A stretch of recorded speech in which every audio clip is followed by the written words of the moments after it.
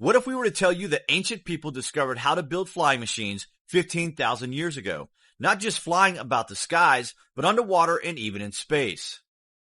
15,000 years ago, India was known as the Rama Empire, and they excelled in every discipline from mathematic calculations to complicated science and even completely lost technology beyond our modern thinking.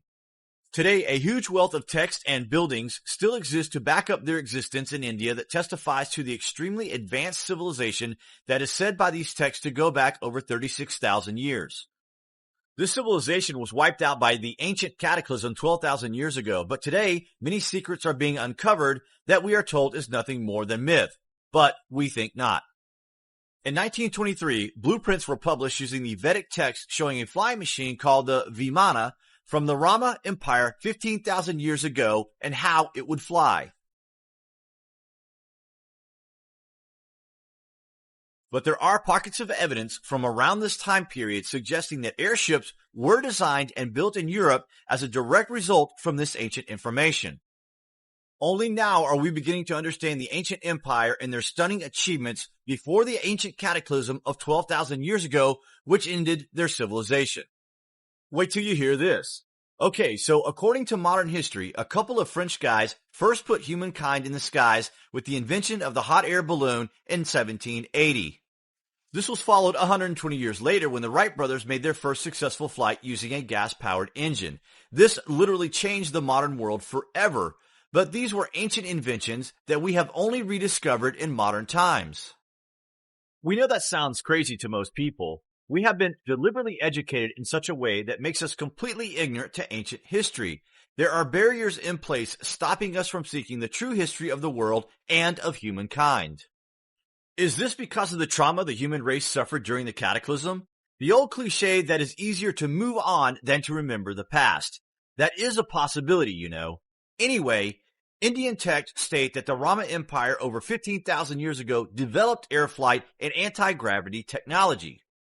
The Indian Sanskrit epic tale handed down for generations called the Ramayana is an epic poem that may actually be an actual historical account of the ancient war between mighty beings elevated as hero gods. The Ramayana mentions numerous flying machines called Vimana, which rained fire upon the cities of the empires of the prehistoric Indian kingdom.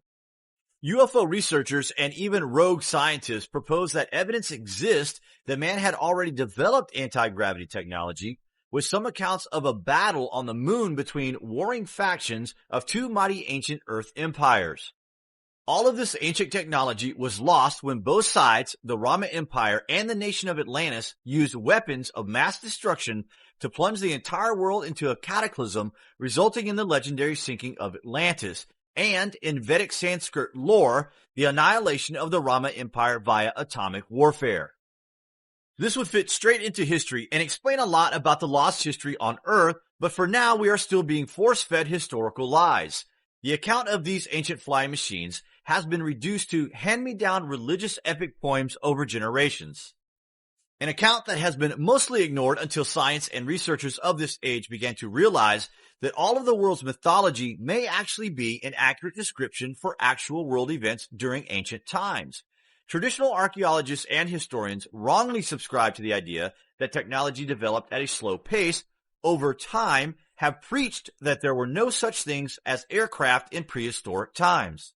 Even NASA is picking up the slack. They are working on an ion engine which uses a stream of high-velocity electrified particles, technology similar to ancient mercury-powered ionizing engines of Vimanas, but using today's knowledge and engineering. Ancient Indian Sanskrit texts have extensive and extremely detailed descriptions of flying vehicles used by godlike heroes to travel their kingdom, as well as flying temples waging war against another rival kingdom, the Atlanteans. The Ramayana and other Indian Sanskrit epic poems have been relegated to mythical status by historians rather than accepted as a crude but accurate account of flight and gravity control technology and war histories of two highly advanced ancient civilizations. A regression to hunter-gatherer survival conditions may have happened if a pole shift hit us, conditions of which are being studied right now by new think archaeologists looking for an explanation for global coincidences in archaeological dig findings and regional myths and folklore. In 1875, the Vaimanika Sastra, a 4th century BC text, was discovered in a temple in India. The Sanskrit text detailed ancient Vedic flight technologies for the operation of Vimanas, including instructions on steering the aircraft in air, underwater, and in space, what precautions to take for long flights, and protection of the airship from storms and lightning. The Vaimanaka Sastra even details how to switch the drive back and forth from solar energy to anti-gravity flight power depending on flight conditions.